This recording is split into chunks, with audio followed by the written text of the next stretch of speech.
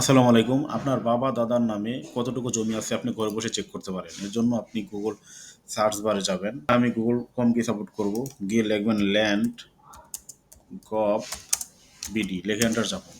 তারপরে এই ইন্টারফেসটা পাবেন। প্রথমে যে লিঙ্ক থাকবে এখানে ক্লিক করুন। তারপর আপনাদের মাঝে এই ইন্টারফেসটা আসবে। দেখেন ভূমি রেকর্ড ও ম্যাপ এই অপশনে ক্লিক করুন। ক্লিক করার পরে এই ইন্টারফেসটা পাবেন। নামজারি খতিয়ান সিলেক্ট করুন।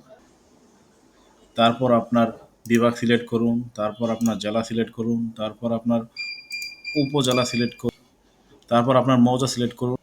মৌজা সিলেক্ট হয়ে গেলে আপনি আপনার নাম খুঁজে বের করুন। খতিয়ান নাম্বার থাকলে সরাসরি সরাসরি সার্চ দিবেন। নাম খুঁজে পাওয়ার পরে সেই নামে ডাবল ক্লিক করুন। ডাবল ক্লিক করলেই সেই নামে আপনার বাবা-দাদার নামে যে সম্পত্তি আছে এই যে এইভাবে চলে আসবে।